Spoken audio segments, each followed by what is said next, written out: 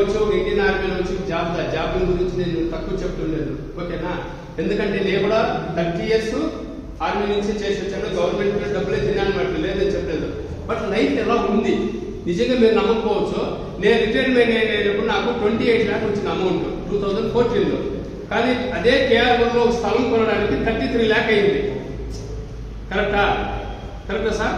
So మనము ఏమంటే job అని తక్కువగా చెప్పలేదు, జాబ్ చేసే వాళ్ళు ఎప్పుడు కానీ బిజినెస్ తో ఈక్వల్ చేయలేము సార్. అంతే తిన్నామా, పిల్లలు సాగినామా, చదివించినామా, అంతటితో సమాప్తమైపోతుంది. కరెక్టా? ఇప్పుడు ఎగ్జాంపుల్ చూడండి సార్, ఇది వచ్చి మనకు వర్క్ సార్, ఓకే, ఇది ఇన్కమ్, ఓకేనా.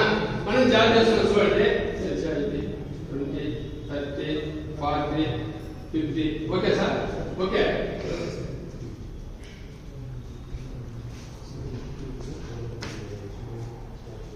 ఓకే సార్, ఇప్పుడు చూడండి ఇక్కడ మనము ఎగ్జాంపుల్ వచ్చి మనము ప్రతిరోజు నిద్ర లేసి 8 hours మనం వర్కింగ్ చేయాలి, అవునా కదా సార్? పొద్దున్న లేచామా, జాబ్ పోయినామా, సాయంత్రం వచ్చామా, సేమ్ రొటీన్ డ్రిల్, కరెక్టా.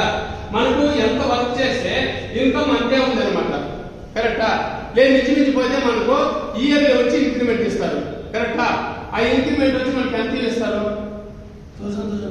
1000 2000 రూపీస్ అట్లా ఇస్తారు, అవునా కదా. సో మనకు ఇన్కమ్ అనేది అంతే ఉంటుంది, ఓన్లీ ఫర్ ఇన్కమ్ ఇస్తారనమాట, ఓకేనా. నెక్స్ట్ అదే చూడండి మనకి నెట్వర్క్ మార్కెటింగ్ సార్, ఓకేనా. మా నెట్వర్క్ మార్కెటింగ్ లో ఏముంటుందంటే ఇది వర్క్, ఇది ఇన్కమ్, ఓకే సార్.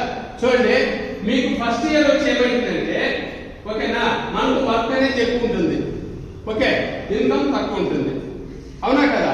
అదే సెకండ్ ఇయర్ చూడండి ఇక్కడ 4 ఏళ్ళు, ఇప్పుడు వచ్చి మనం 50 60 వరకు చేయాలి, అవునా కదా.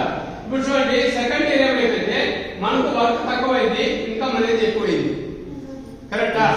నెక్స్ట్ 3వ సంవత్సరం చూడండి మనకు హాఫ్ ఆఫ్ ద వర్క్ అయినా 3/4 వర్క్ తక్కువైపోయింది, ఇన్కమ్ అనేది ఎక్కువైంది, అవునా కదా. నెక్స్ట్ లాస్ట్ 4th ఇయర్ చూడు సార్, మనకు వర్క్ అనేది వచ్చి మనకు 0 అయిపోయింది, 100% మనకు వచ్చి ఇన్కమ్ ఇక్కడ ఉంది, ఓకేనా. సో నెట్వర్క్ మార్కెట్ మీద ఇంత తాకత్తు ఉందన్నమాట, ఓకే.